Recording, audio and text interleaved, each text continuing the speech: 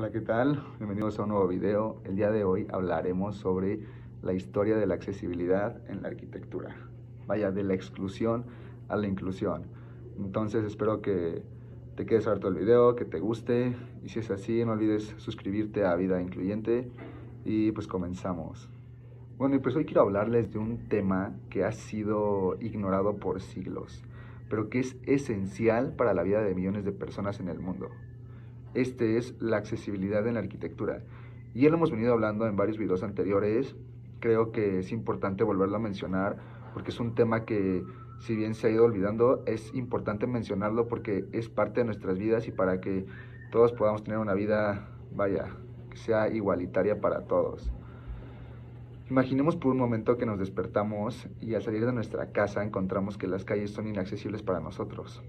No podemos subir a un autobús porque no tiene rampas, o las aceras son demasiado estrechas o están llenas de obstáculos.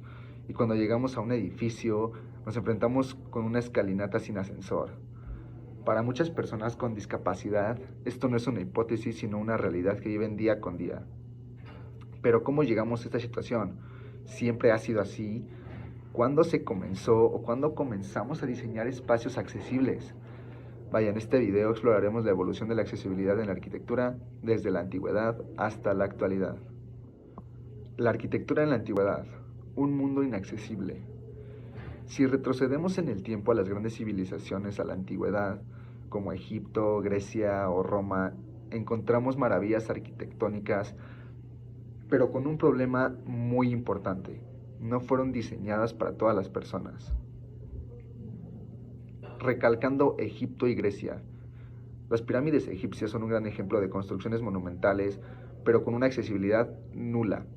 Los templos griegos, como el Partenón, tienen escalinatas empinadas y no cuentan con rampas o accesos alternativos.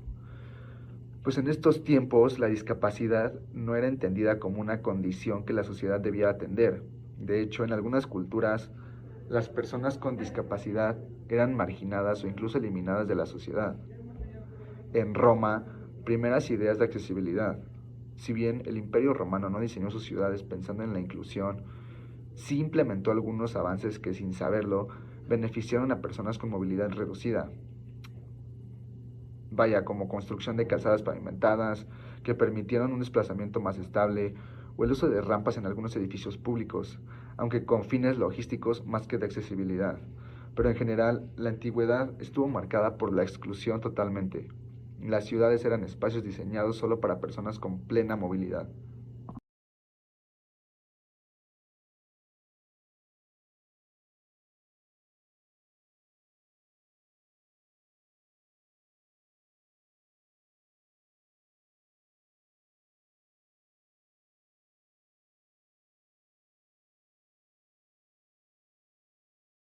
Como segundo punto tenemos la Edad Media y el Renacimiento, un rotundo retroceso en la inclusión.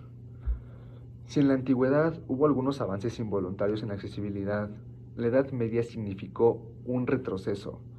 Las ciudades medievales eran caóticas, con calles empedradas y laberintos de escaleras. Los castillos, monasterios y catedrales se construían con pasillos estrechos y accesos complicadísimos. La exclusión de las personas con discapacidad. En muchos casos, las personas con discapacidad eran vistas como castigadas por Dios, eran marginadas, ocultadas o incluso expulsadas de la sociedad. Solo algunos monasterios cristianos ofrecían refugio, pero sin una verdadera integración. Y vaya, el Renacimiento y los primeros cambios. Durante el Renacimiento la arquitectura volvió a centrarse en la estética y la simetría, pero no en la accesibilidad. Palacios y grandes edificaciones como el Palacio de Versalles se construyeron con amplias escaleras sin consideración por quienes no podían subirlas. Se priorizaba la belleza visual sin pensar en la funcionalidad inclusiva. Fue una época de avances artísticos y tecnológicos, pero la accesibilidad seguía ausente en la planificación urbana y arquitectónica.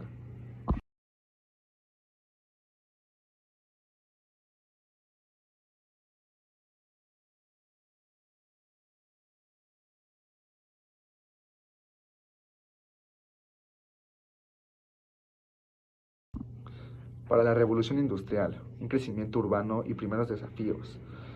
Con la revolución industrial en los siglos XVIII y XIX, Las ciudades crecieron aceleradamente. Esto trajo beneficios y problemas para la accesibilidad. Vaya, avances tecnológicos que ayudaron indirectamente.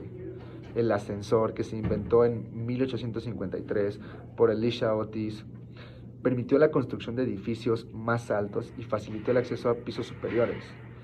Las primeras planificaciones urbanas en ciudades como París y Londres incluyeron calles más amplias y mejor organizadas. Y bueno, el problema del transporte y la infraestructura. Las primeras estaciones de tren, tranvías y fábricas no tenían acceso para personas con movilidad reducida. El desarrollo de las ciudades se hizo sin pensar en la inclusión, dejando a las personas con discapacidad confinadas en sus casas. Este periodo marcó un punto de inflexión. La arquitectura y la urbanización crecían, pero seguían excluyendo a una parte de la sociedad.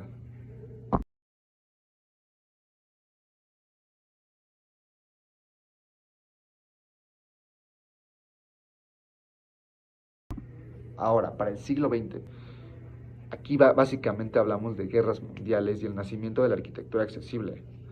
Las dos guerras mundiales cambiaron la percepción de la discapacidad. Millones de soldados regresaron con amputaciones y lesiones permanentes. Los gobiernos se vieron obligados a adaptar hospitales y espacios públicos para su rehabilitación. Los principales avances básicamente fueron la creación de hospitales especializados con rampas y accesos más amplios, primeros diseños de sillas de ruedas modernas e inicios de la accesibilidad en estaciones de tren y edificios públicos en algunos países. Sin embargo, la accesibilidad aún no era un derecho universal.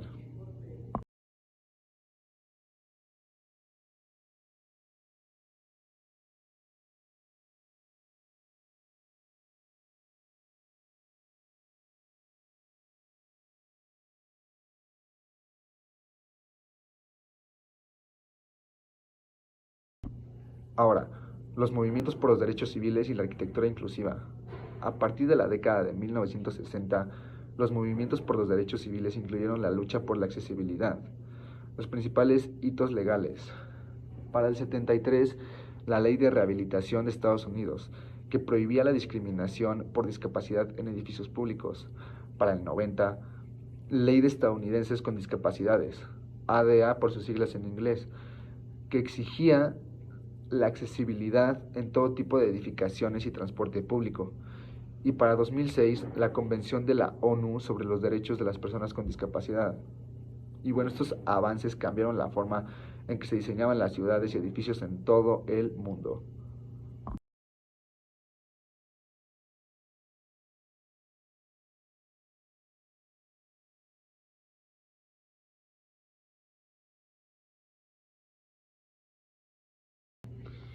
Y bueno, para concluir este tema, a lo largo de la historia, la accesibilidad en la arquitectura ha pasado por un camino de exclusión, de indiferencia y en las últimas décadas por una transformación hacia la inclusión. Sin embargo, todavía estamos en un proceso inacabado. De la exclusión a la conciencia. Aquí quiero recalcar un poco de ciertos puntos que fuimos analizando a lo largo del video, pero que me gustaría retomar. Hemos visto cómo desde la antigüedad hasta la Edad Media, la arquitectura estuvo dominada por criterios estéticos, funcionales y estratégicos, sin pensar en las personas con discapacidad. Durante siglos, la accesibilidad simplemente no existía como un concepto en el diseño arquitectónico y urbano, pues si no, fue necesario que el mundo pasara por conflictos devastadores como las guerras mundiales para que la sociedad comenzara a ver la necesidad de incluir a todas las personas en los espacios públicos. Y aún así, los primeros esfuerzos no fueron suficientes. Fue gracias a la lucha de colectivos y personas con discapacidad que se logró que la accesibilidad se convirtiera en un derecho. Desde la década de 1960 en adelante se comenzó a legislar y transformar el entorno construido. Pero aquí surge una pregunta importante. ¿Hemos hecho lo suficiente? Ahora, los retos actuales. ¿Es suficiente lo que hemos logrado? Si bien muchas ciudades han avanzado en la accesibilidad, todavía existen enormes brechas. Las barreras arquitectónicas siguen siendo un problema en muchas partes del mundo. Hay edificios sin rampas ni ascensores accesibles, calles sin señalización adecuada para personas con discapacidad visual y sistemas de transporte que no han sido adaptados. El diseño accesible no es una prioridad en muchos proyectos arquitectónicos. En muchos casos, la accesibilidad se trata como un extra, como un costo adicional en vez de un principio básico del diseño. Ahora, la falta de educación sobre la accesibilidad. Pues muchos arquitectos, diseñadores y urbanistas no reciben información o formación adecuada en accesibilidad durante sus estudios. A esto se suma otro factor. La accesibilidad no es solo para personas con discapacidad. Los adultos mayores también enfrentan barreras de movilidad. Una madre con un coche de bebé, un turista con maletas pesadas o una persona con una lesión temporal también necesitan espacios accesibles. Cuando diseñamos pensando en accesibilidad, beneficiamos a todos. Ahora, la accesibilidad del futuro para un diseño universal. Hoy estamos en un punto clave de la historia en el que la accesibilidad ya no debe ser solo un conjunto de reglas o normativas, sino parte de una nueva filosofía del diseño, el diseño universal. ¿Pero qué significa esto? Que los espacios sean accesibles desde el principio, sin necesidad de adaptaciones posteriores. Que la tecnología se use para mejorar la accesibilidad, ascensores inteligentes, sensores de voz, pavimentos táctiles, digitales, entre otros. Que los arquitectos y urbanistas consideren la diversidad humana en cada etapa del diseño. Y ahora, aquí yo quiero hacer un llamado a la acción. No podemos dejar que la accesibilidad siga siendo una lucha de unos pocos. Es una responsabilidad de toda la sociedad. Los arquitectos y urbanistas deben asumir su papel en la creación de espacios verdaderamente inclusivos. Los gobiernos deben reforzar las leyes y garantizar su cumplimiento en todos los espacios públicos y privados. Y bueno, la sociedad en general debe cambiar su mentalidad y comprender que la accesibilidad no es un lujo ni una concesión, sino un derecho fundamental. Y para finalizar, quiero hacer una reflexión sobre qué mundo queremos construir. Al final, la accesibilidad en la arquitectura no es solo una cuestión de normativas o infraestructura, como ya lo había mencionado. Es un reflejo de nuestros valores como sociedad. Una sociedad que construye espacios excluyentes es una sociedad que aún no ha comprendido el valor de la diversidad. Por el contrario, una sociedad que prioriza la accesibilidad es una sociedad que abraza la equidad, la justicia y el respeto por la dignidad de todas las personas. Y aquí te pregunto, ¿qué tipo de sociedad queremos ser? ¿Qué tipo de persona quieres ser? Si queremos construir un mundo donde todos tengamos las mismas oportunidades, debemos empezar por construir ciudades, edificios y espacios que sean realmente accesibles para todos. Muchas gracias. Espero que te haya gustado el video. Si fue así, dale like, suscríbete a Vida Incluyente para que no te pierdas los videos próximos que seguiremos subiendo mediante esta plataforma. Y recuerda seguirnos en todas las redes sociales, Facebook, TikTok, Instagram y X para más información acerca de Vida Incluyente y cómo podemos ser parte de una sociedad en la que todos podamos ser iguales y todos podamos tener las mismas oportunidades. Muchas gracias y nos vemos hasta la próxima. Gracias.